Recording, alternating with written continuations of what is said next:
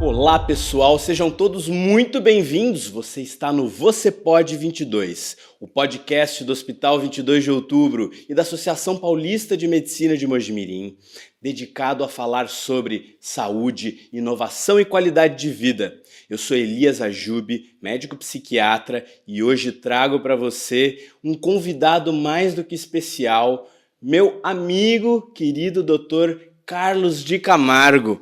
Dr. Carlos, que é formado na UFRJ, Federal do Rio de Janeiro. Em 1982, eu acho. Em 82, um pouquinho antes de eu nascer.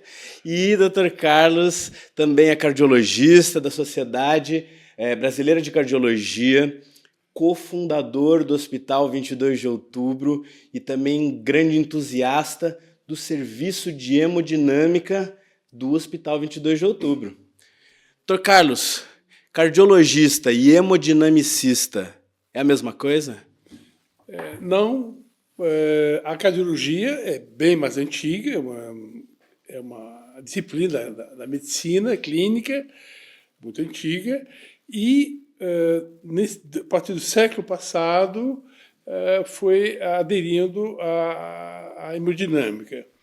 O primeiro exame de hemodinâmica foi feito em 1928, se não me engano. E a primeira angioplastia foi em 1977. Então, foi coisas antigas aí. E, aos pouquinhos, foi agregando, aperfeiçoando, a tecnologia trouxe novos equipamentos, novas técnicas, e agora é um grande serviço para a cardiologia. Hoje em dia se faz coisa de grande complexidade. Grande complexidade, e que beneficiam muito o paciente. Perfeito. Então vamos lá, o que é hemodinâmica? A hemodinâmica é uma subespecialidade da cardiologia que lida com o exame invasivo, né, com o desenho das árvore coronariana e a identificação de algumas obstruções ali na árvore coronariana que são passíveis de tratamento com stent. Perfeito. Então, quer dizer, é invasivo porque vai pegar um acesso arterial, né? E vai no coração.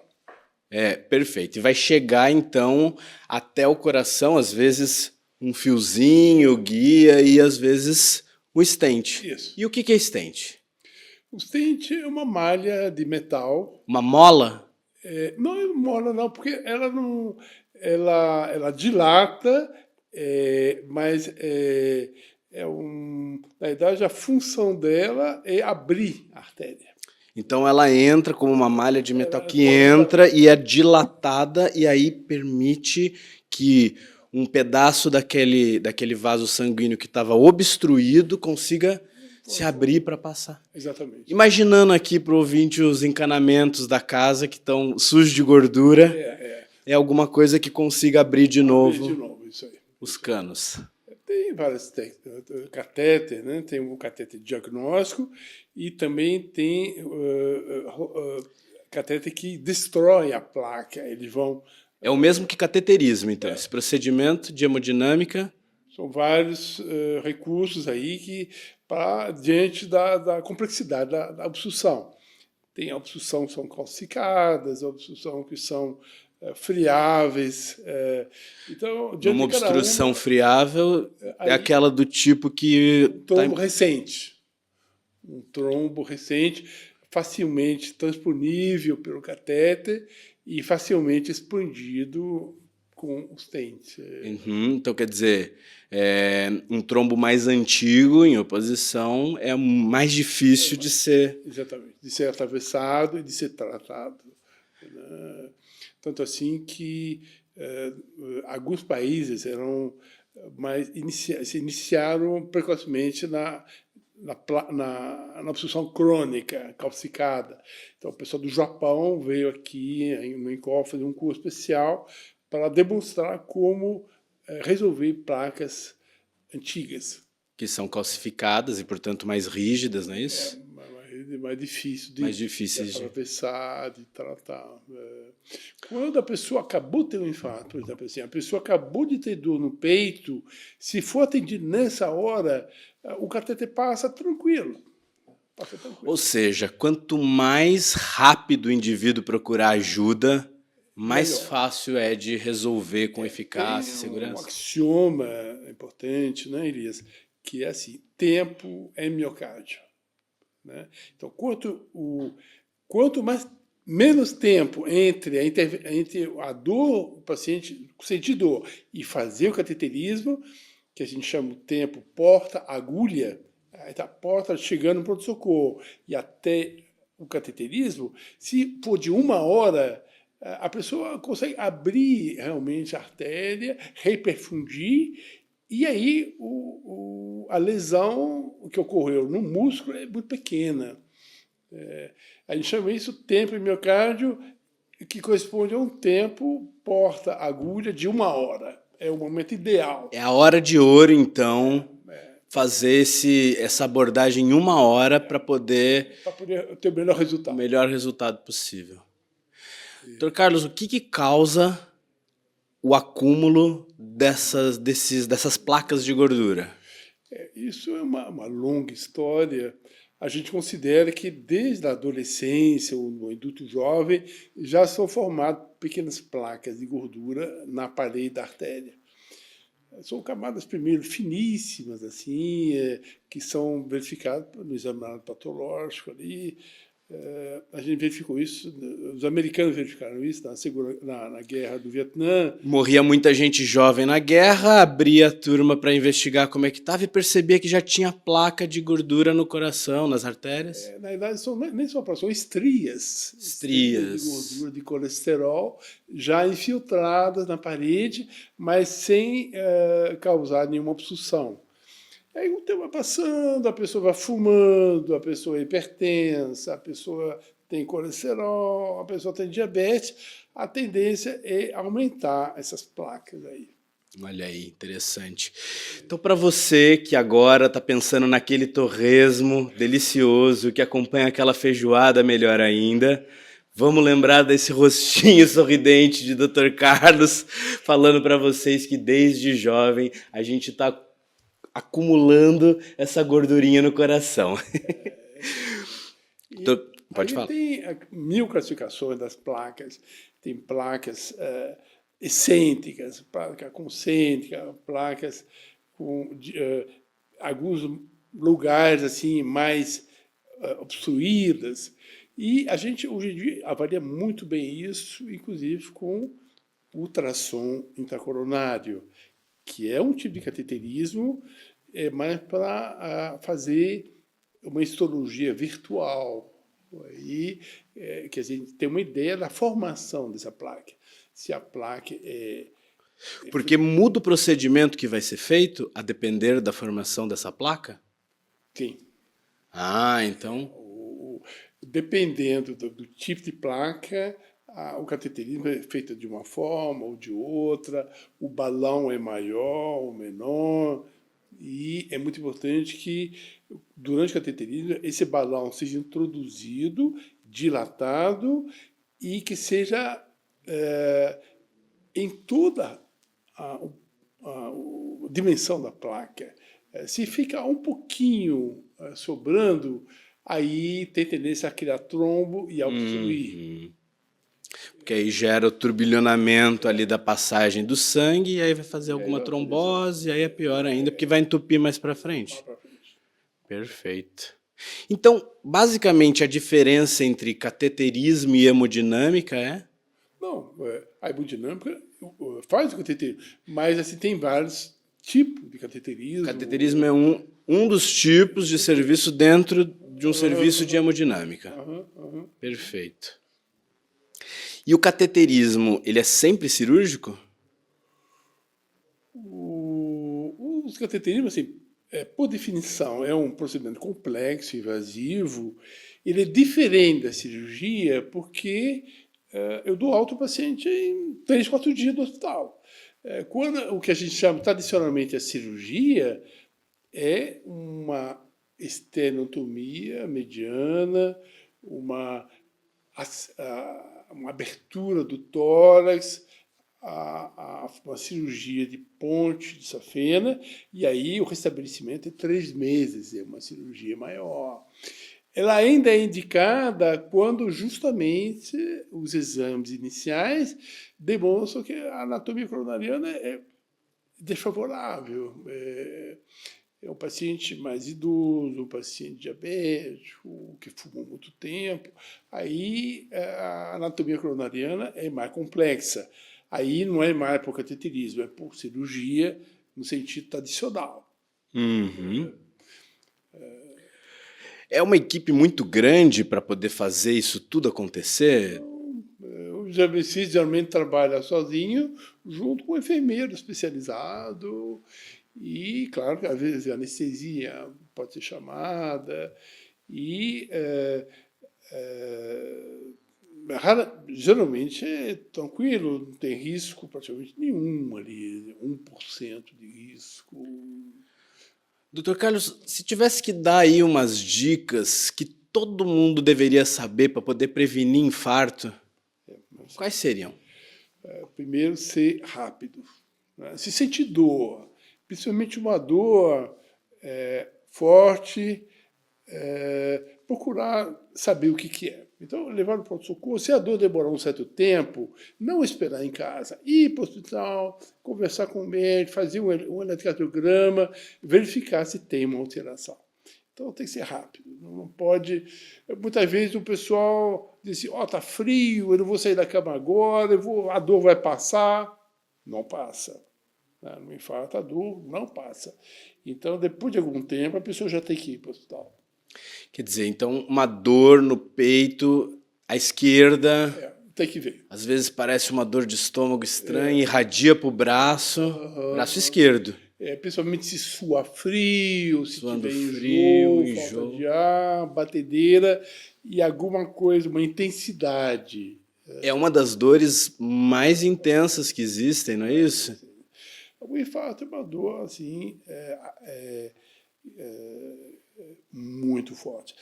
Tem um nome que a gente dá isso aí, é que quando a dor é do infarto, a pessoa tem uma sensação de risco de morte. Entende? Então, não é uma dorzinha, não é uma batedeirinha, é uma dor que chama a atenção pela intensidade. Perfeito. O risco iminente de morte assim, é uma ameaça à vida. Você sente que já não é igual às outras vezes. Perfeito. A gente tem algumas dúvidas comuns do tipo, então eu não posso comer um torresmo, uma comida mais gordurosa, frituras? Pouco. Um pouquinho, né? Você pode comer um pouquinho, evitar, não pode ser todo dia, não pode ser... Não dá para comer bacon todo dia. Não dá para comer todo dia. Né? E principalmente não dá para acumular as coisas, tipo assim, a pessoa come o torresmo, depois fuma, né? Depois come uma carne salgada, aí vai somando todos os perigos aí, né? Aí depois tem a sobremesa com creme de leite, ali já está preparando a ida para o hospital, né? Porque, né, por exemplo, eu vou na sua casa, eu como um bolo, aí depois fumo um cigarro, depois eu como uma feijoada. Bom, tá arriscado, né? É sempre assim, o jovem que tem 20 anos aí pode, às vezes, sair um pouquinho da linha. Mas, assim, na minha idade, por exemplo, assim, a gente não tem que evitar esse tipo de coisa. Tem que evitar esse tipo de coisa. Então, se você realmente vai comer aquele bacon com culpa, dá uma clicada sem culpa para curtir esse vídeo e segue a gente no @hospital 22 de outubro no YouTube. Dr. Carlos, o pessoal que cuida bastante do corpo, da saúde, vai na academia, frequentemente usa os pré-treinos. São substâncias excelente pergunta aí. Estimulantes. É a mania, a moda atual. Pré-treino, energéticos, hormônios injetáveis. Isso acelera o coração, pode aumentar a pressão arterial e pode ter efeitos. Por exemplo, principalmente assim, se a pessoa, por exemplo, estiver cansada de trabalho, quer ir na academia e toma um pré-treino, aí pode acelerar o coração, aumentar a pressão. Essa aceleração do coração, que chega a um batimento cardíaco alto, isso é prejudicial? É prejudicial. É prejudicial. Fazer um treino que é muito puxado, que fica com um batimento muito alto, é prejudicial. É para ser evitado, então. É para ser evitado. Da idade, assim, o pré-treino é para não tomar, né? Para ser bem claro aí, para não tomar pré-treino, nem energético, porque, às vezes, o que a gente espera se volta contra a gente, né? Hoje em dia, o pessoal toma energético junto com vodka, por exemplo, e ainda toma Viagra junto. Isso é muito comum, isso aí, né? Aí o efeito pode ser desestrador, né? Isso é uma coisa para passar muito mal. Então quer dizer que tomar energético com vodka e Viagra depois realmente é caixão. Então, Doutor Carlos, essa coisa dos remédios, a Tadalafila agora está bastante na moda, como o Viagra também. não, tem pessoas assim, eu vi no consultório recentemente ali, toma meio Tadalafila todo dia, uma pessoa que tem 25 anos, por exemplo, né? É um crime isso aí, não pode fazer de jeito nenhum. Não pode, então. De jeito nenhum, porque pode até, de repente, potencializar uma crise. E antigamente a gente chamava isso, Elias, a gente chama coração de final de semana, porque o pessoal trabalhava de segunda a sexta, e sexta-feira à noite já começava a festa. Aí, domingo à tarde, já passava mal no hospital, taquiarritmia. E, muitas vezes, as batedeiras que tem são simples, né? Outras não são tão simples assim, outras são mais difíceis, tem que tomar remédio para repetir. É grave, né? Potencialmente grave. Se, por exemplo, você é jovem, você é diabético, por exemplo, você não pode tomar essas coisas. Não pode estar arriscado, tem um problema, entendeu? As pessoas chegam até ataques cardíacos, jovens. Jovem pode passar mal. Né? Ataque à arritmia. O que é um ataque à arritmia? É uma aceleração do coração, que o coração normal bate a uma frequência em torno de 80 batidos por minuto. Na ataque à arritmia, pode subir para 180, 200 batidos por minuto. Aí o mal-estar é muito grande, né? E a gente tem bastante, tanto assim que tem esse nome, coração de final de semana, porque o pessoal começa a brincar na sexta-feira e domingo à tarde já está passando mal. Então, coração de final de semana é aquele indivíduo que abusa. E passa mal aí. Esse abuso, às vezes, é inclusive aquele esportista de final de semana, que é sedentário a semana inteira, chega lá no final de semana, faz aquele futebol extenuante. Aí depois toma um energético para dar um up, né? E aí passa mal. Passa mal a ponto de ir para o hospital, Às vezes acontece. Às vezes infarta. Pode passar mal. E a gente sabe que o desconforto disso, você imagina passar de 80 batidos por minuto para 200 batidos por minuto, o mal-estar é muito grande. E tem que ser um cardiologista para atender também, porque nem todo mundo sabe atender essa situação ali, né? Infarto em jovem é mais grave? É mais grave porque sempre costuma ter uma sequela, uma cicatriz no coração, e a pessoa ainda tem 30 ou 40 anos. Quando chegar nos 70, nos 80 anos, aí vai ser mais difícil, né? Pode ter outro infarto, né? A pessoa que, por exemplo, isso é bom falar aqui, né? A pessoa que fuma e usa cocaína, por exemplo, aí o perigo é maior, né? Às vezes as pessoas não estão conscientes disso. Pensam que cocaína, eu vou tomar cocaína. Um paciente meu fala assim, não, é cocaína social só, não é cocaína vício, é social. Bom, mas social, justamente esse paciente passou mal no ônibus, na van que ele ia para ir na faculdade, passou mal na van, teve um tremendo problema dentro da van, a caminho da faculdade, porque ele tinha fumado e tomado cocaína social. É grave isso aí. E às vezes tem repercussão, tem um espasmo muito grande da coronária, já não é placa, entende, Elias? Não é placa, mas é um espasmo da coronária. Ou seja, é por conta da ação daquela substância estimulante, o coração tem um aperto, aperta, contrai o vaso sanguíneo e aí o sangue fica espremido para passar. Pode até ter uma lesão, uma dor no peito muito forte, que não é por placa de gordura, mas é por um espasmo da coronária. A ponto de poder faltar sangue em uma área do cérebro, gerando uma lesão, e aí uma sequela em um jovem. Pode ter uma sequela. Então a cocaína é um grande vilão. É um grande vilão também. Do nosso coração. Grande vilão. Grande vilão. Principalmente se fumar também, cocaína e tabagismo, aí é a lesão grave. Diga-se de passagem, até dentro da psiquiatria, é claro, essa é uma área de estudo. O indivíduo que consome cocaína é também um indivíduo que, sendo ou não tabagista, vai consumir nicotina com muito mais frequência. O indivíduo que não fuma, às vezes fuma se tiver cheirado cocaína, e o indivíduo que já é tabagista, ele com cocaína fuma muito mais do que fumaria.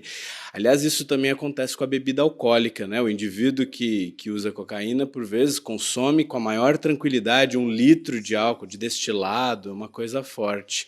É um fenômeno até que com o crack, uma droga muito também intensa, derivada da cocaína, não tem tanto isso de beber como na cocaína.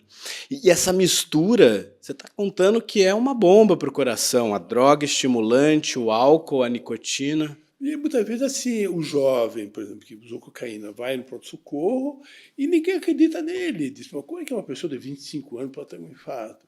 Aí a pessoa não fala que tem cocaína, aí o médico nem faz nada, diz, vai trabalhar. E já vi pessoas jovens, né, que foram procurar assistência, não foram levadas a sério, e aí tiveram que trabalhar infartando.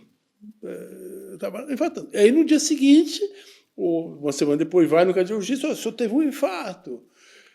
Pô, mas eu fui no pronto-socorro. Mas ninguém deu consideração porque pela idade. Né? Assim, 30, 40 anos, não pode ter infarto. Não tem por que ter infarto.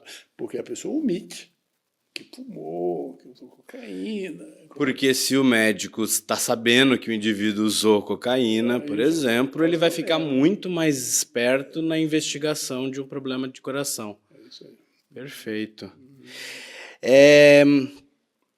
Quando a pessoa faz um cateterismo, a pessoa está acordada? Está acordada. Está acordada. Acordada, a anestesia é local, só no ponto da introdução do catéter, e a pessoa assiste ao exame e geralmente conversa com o médico pode até mostrar para ele, assim, você está vendo aí? Porque o doente fica deitado, geralmente é pelo braço direito que o hemodinamicista introduz o catéter, e tem uma tela aqui, né? Aí a tela quer ver tudo, a pessoa vê o filme. E nesse contexto, o indivíduo infartou, doutor Carlos, fez o cateterismo, eventualmente fez ali uma revascularização, fez um procedimento, conseguiu melhorar a função que estava ruim. A perfusão, ali, restabelecer o fluxo de sangue. É muito importante ali a tempo em que ocorreu a intervenção. Ou seja, desde o começo do problema até o momento da intervenção... Uma hora. Se for feito na primeira hora... É sucesso. É sucesso. Quanto mais tempo passar, vai caindo a chance de sucesso. E aí vai ter uma lesão, vai ter uma cicatriz no coração, porque o fluxo de sangue não foi restabelecido no tempo considerado bom, né? E aí a falta do fluxo de sangue em algumas regiões vão gerando lesões. Necrose. Vai morrendo aquele tecido. Aí a gente comenta, o professor comentava, eu estou me lembrando até da aula do professor lá em São Paulo, que a área acometida, a área do músculo do ventrículo esquerdo acometida pode ser o tamanho de uma tipo assim, de uma laranja, ou ou um pouquinho maior, talvez, de uma mexerica, sei lá, né? E quando é restabelecido o fluxo rapidamente, o tamanho é de um pequeno, bem pequeno, uma área bem pequena, que permite a pessoa ter a vida normal. Em compensação, a pessoa que teve uma cicatriz grande vai desenvolver falta de ar, vai precisar tomar remédio, pode ter arritmia, é mais difícil. Perfeito. Eu queria até comentar uma coisa assim, que é muito sério isso aqui, né, Elisa? É um assunto muito sério e o infarto mata também. A pessoa que é atendida tardiamente, que não restabelece o fluxo, perdeu aquela área, pode morrer. É uma coisa muito grave. É uma coisa muito grave. O indivíduo que teve um infarto, ele pode praticar atividade física depois? Então, tem que ser avaliado, né? Geralmente, até mesmo para voltar para o trabalho, depois do cateterismo, a gente costuma fazer um teste de esforço na clínica para ver se a pessoa suporta um trabalho, um esforço, um trabalho. Vai ficar ali umas semanas recolhido.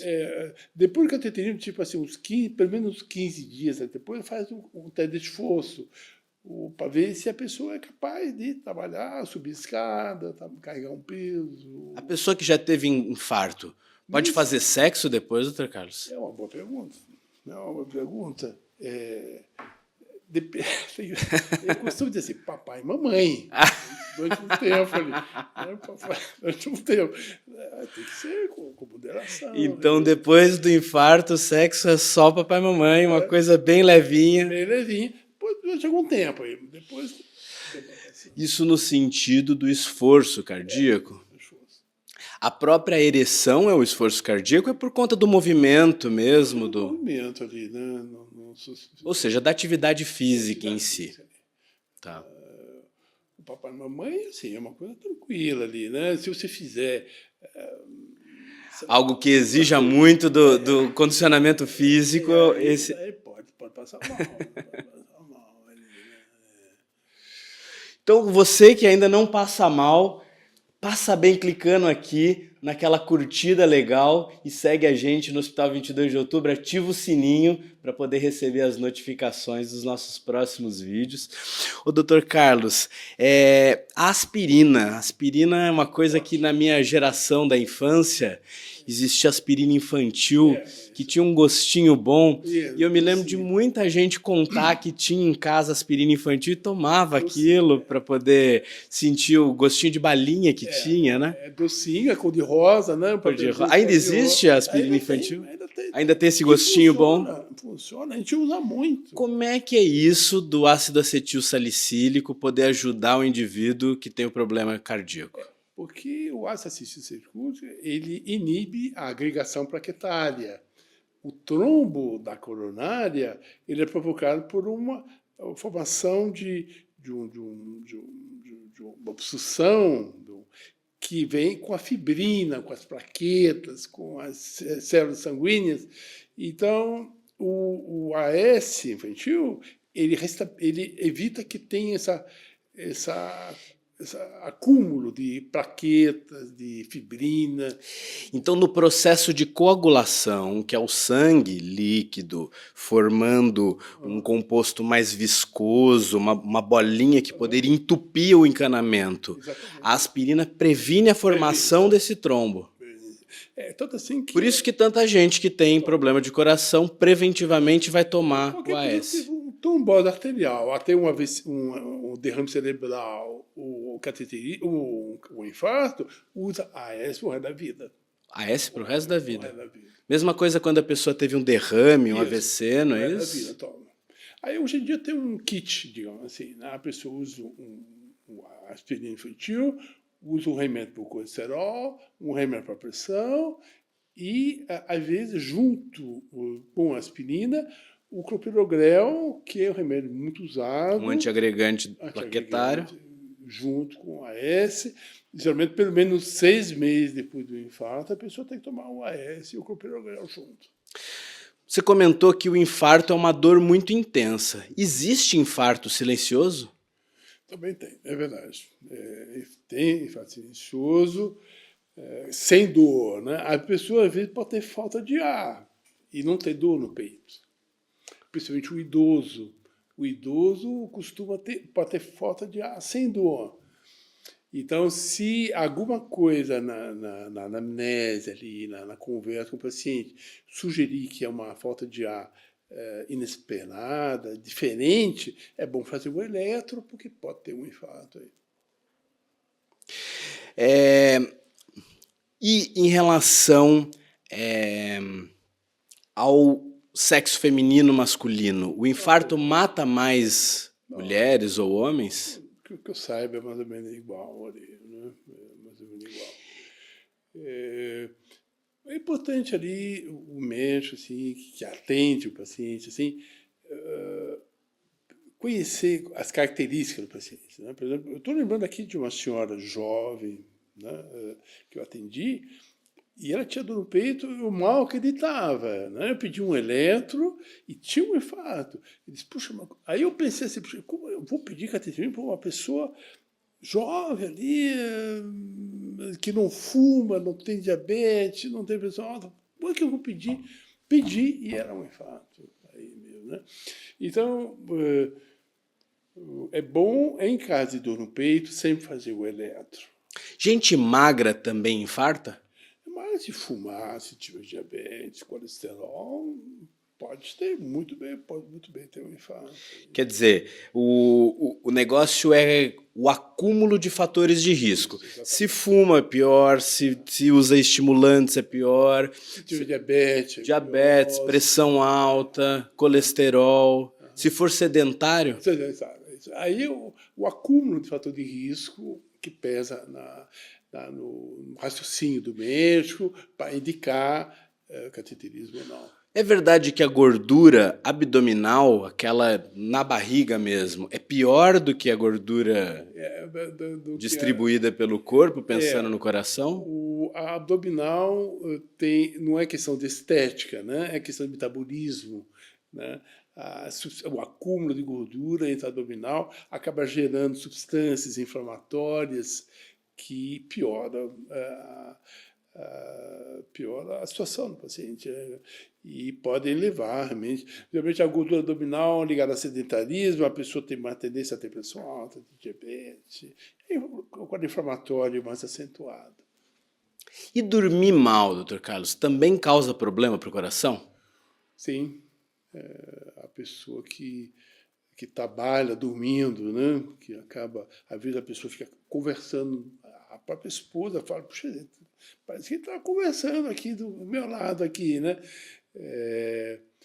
A pessoa pode aumentar a pressão, geralmente, aumentar a frequência cardíaca e geralmente uma pessoa que tem pressão alta e não consegue melhorar a pressão, se você tratar a qualidade do sono, melhora a pressão. Se tratar a qualidade do sono, melhora a pressão. E às vezes sem precisar tomar um antihipertensivo? Bom, às vezes. Mas nem tanto assim. Às vezes usando uma máscara para dormir melhor.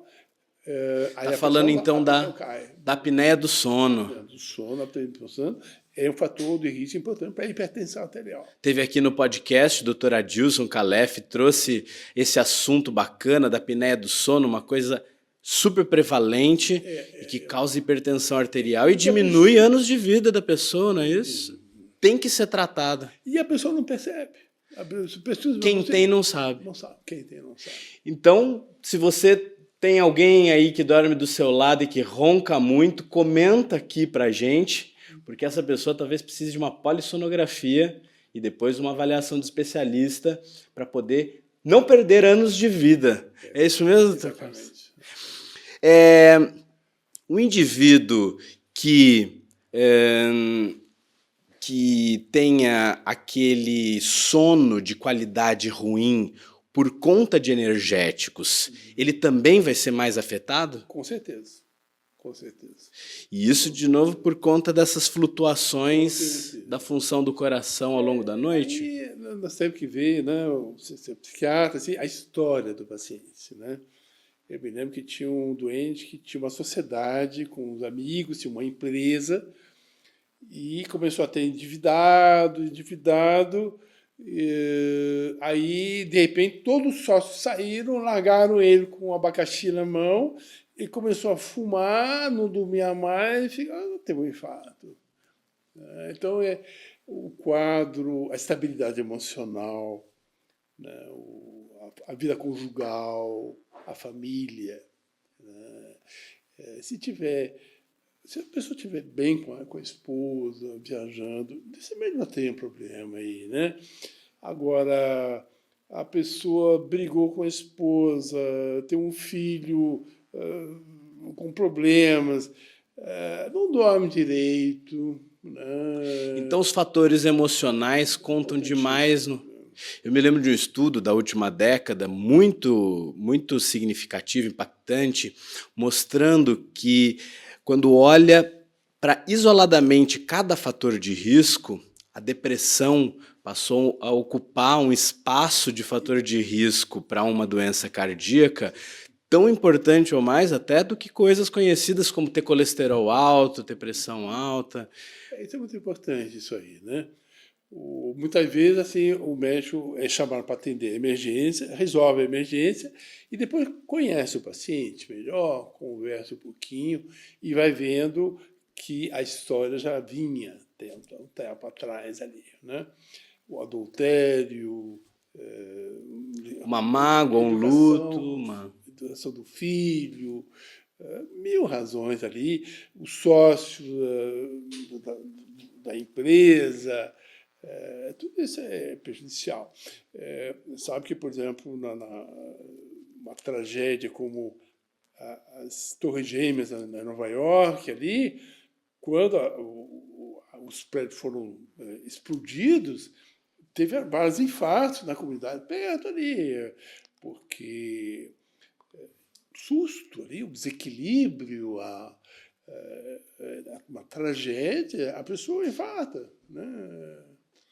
Quer dizer, meu filho, você vai me matar do coração de tanto susto, é uma expressão que tem fundamento. Tem fundamento.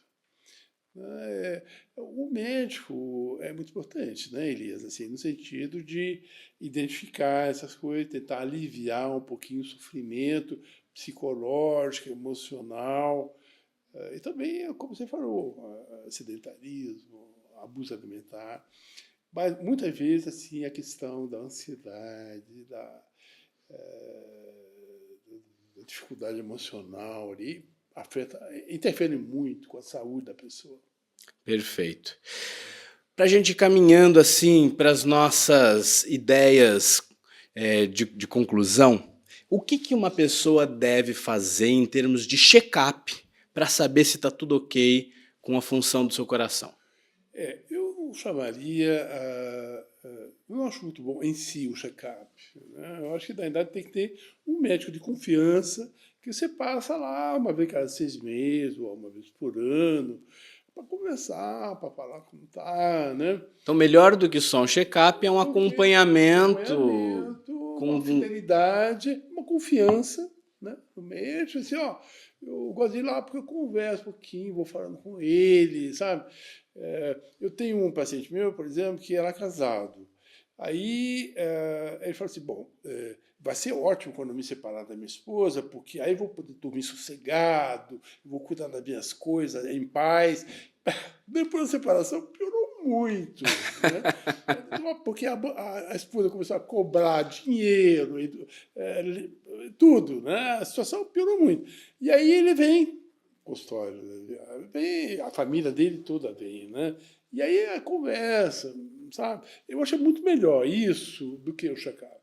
Né? Tem um vínculo com o médico, assim, ó, lá bater um papo com ele. Em termos de exames de acompanhamentos, quais são exames de acompanhamento? Quais são alguns que fazem parte de uma avaliação anualmente, contínua? Sim, a hemoglobina glicada, o colesterol LDL, né, o triglicéride, muitas vezes a proteína C ultrassensível também, e a medir a pressão, escutar o coração. Então, um exame físico do coração. Isso deve ser feito depois dos 45 anos, isso tem que ser feito uma vez por ano. Uma vez por ano. Depois dos 60 e tudo, fazer cada 6 meses aí. Perfeito. Porque a glicemia pode subir sem a pessoa perceber, a pressão arterial aumenta no inverno sem a pessoa perceber, e todas essas coisas silenciosas aí que podem estar aos pouquinhos minando a saúde da pessoa aí, né? Perfeito. Bom, a gente então vai caminhando para a nossa despedida aqui. Eu queria agradecer demais, Dr. Carlos, a conversa foi uma delícia, o tempo passou, que foi uma maravilha, e sua mensagem final também. Eu queria pessoalmente falar com o Dr. Elias, que eu lembro do pai dele também. O pai dele conversava muito, era muito ouvido. Saudoso Dr. Raj. Saudoso Dr. Raj. E também, graças a Deus, eu acho que essa iniciativa do podcast aqui, eu acho muito bom para o hospital também. Né? Eu acho interessante, eu acho isso muito bom. Muito bom. Siga a gente, Hospital 22 de Outubro, no YouTube. Clica para curtir esse vídeo, compartilha com aqueles que têm coração e aí a gente vai se despedindo. Muito obrigado e até a próxima.